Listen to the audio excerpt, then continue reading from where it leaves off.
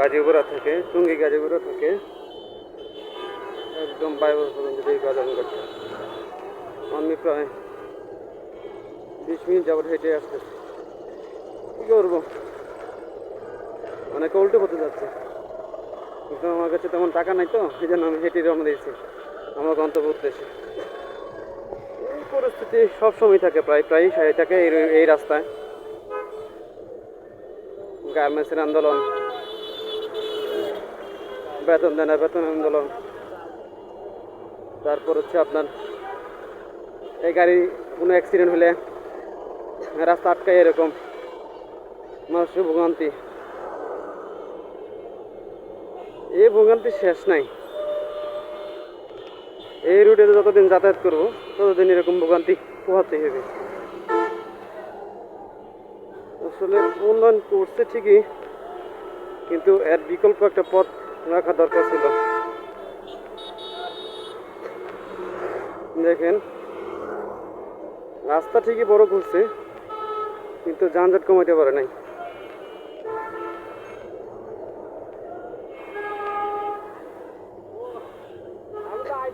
বিকল্প রাস্তা, এই এমআরটি যেটা বলে,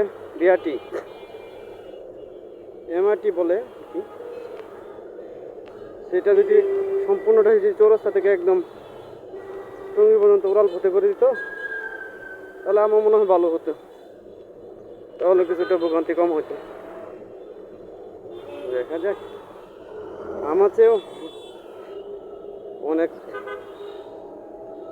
বেশি চিন্তাবিদ আছে যারা এটা নিয়ে গবেষণা করে তারপরে এই রাস্তাটা বাস্তবায়ন করেছে।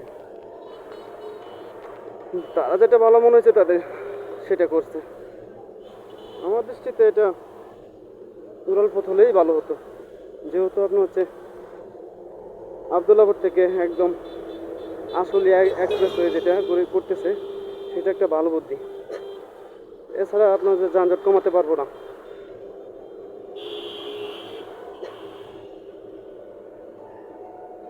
এই গণবসতি শহরে আপনার হচ্ছে উড়াল পথে বিকল্প নাই। আমার মতে যে প্রকল্পটা এখানে বাস্তবায়ন করেছে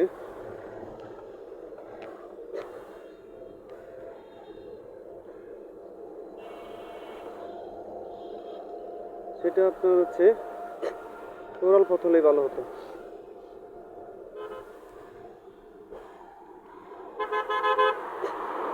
এই যে দেখেন, দীর্ঘ 20 মিনিট ধরে হাঁটতেছি।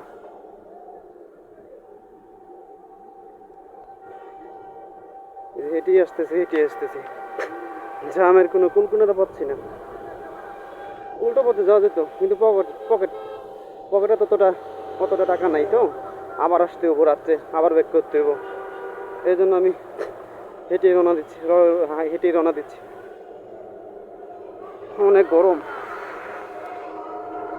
রাস্তা, পিচ জ্বালা পথ, তো এক হচ্ছে আপনার পিচ জ্বালা পথ, আর হচ্ছে তাপমাত্রা অনেক, আর হচ্ছে সবসা গরম, সব মিলিয়ে নাজেহাল অবস্থায়। মাত্র আসলাম যেটা বলা আইটি গেট, টঙ্গী গাজীপুরা থেকে। এই হেঁটে আসতেছি, দেখছেন গাড়ি একটু সামনে আগাচ্ছে না।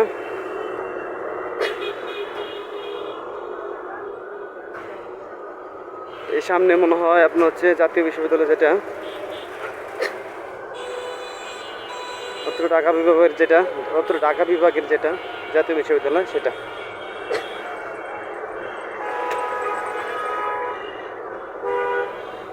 একটু ছায়া দিয়ে যাই।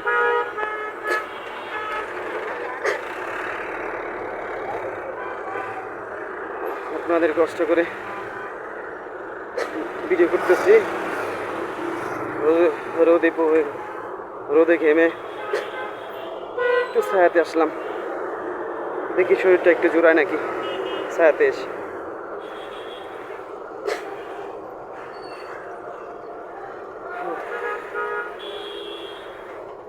আসলে উল্টো পথে আমি আরও আগে চলে যেতাম, কিন্তু আপনার উল্টো পথে যাওয়াটা অনেক রিস্ক। এই বড় বড় গাড়ি আসতেছে, আর অটো তো, এদের কোনো শৃঙ্খলা নাই। এরা হচ্ছে আপনার ট্রাফিক আইন বুঝে না, নিয়মকানুন অনুযায়ী চলে না।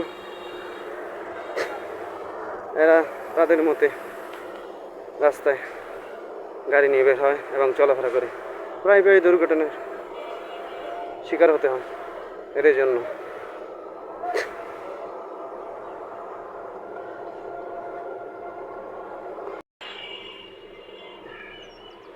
এই রুটে যারা যাতায়াত করবেন তারা বাড়ি থেকে বের হওয়ার আগে আপনার হচ্ছে গুগল ম্যাপ আছে যেটা, সেটাতে গিয়ে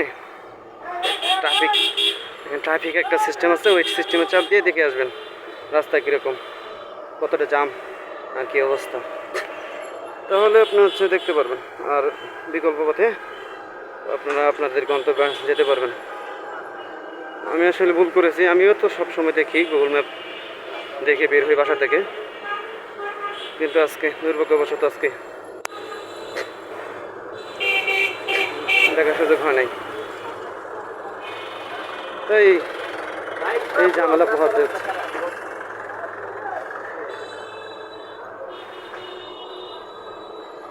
ওই লোকের কাছে শুনতেছি রাস্তা বলো পুরোটাই ব্লক। দেখা যাক, তো রাস্তা পর্যন্ত মানে হেঁটে হেঁটে যেতে হবে।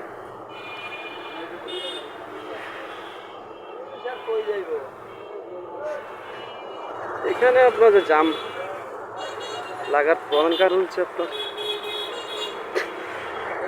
ইদানিং, মানে প্রধান কারণ হচ্ছে যে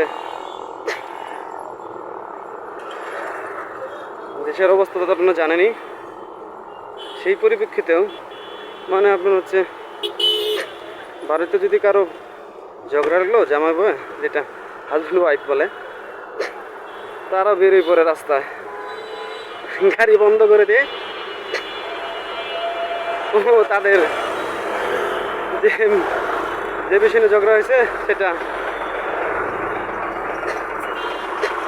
জনগণের সম্মুখে এসে প্রকাশ করার জন্য।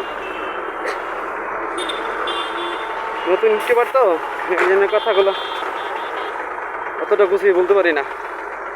ভুল হলে ক্ষমা দৃষ্টিতে দেখবেন, আর ভালো হলে একটা লাইক দিবেন, একটা কমেন্ট করবেন, একটা শেয়ার করবেন, আর একটা কথা, একটা সাবস্ক্রাইব করে যাবেন। তাহলে আপনাদের ভালো কিছু দেওয়ার চেষ্টা করব। আপনার বাসা থাকলে ইনশাল্লাহ আমি আপনাদের বাসা থাকবো। ভালো থাকবেন, সুস্থ থাকবেন। তো আমার ভিডিওটা এখানে শেষ করতেছি, কারণ ভিডিওটা অনেক লম্বা হয়ে যাবে, তো ওই জন্য এখানে ইতি টানতেছি। সবাই ভালো থাকবেন। আসসালামু আলাইকুম।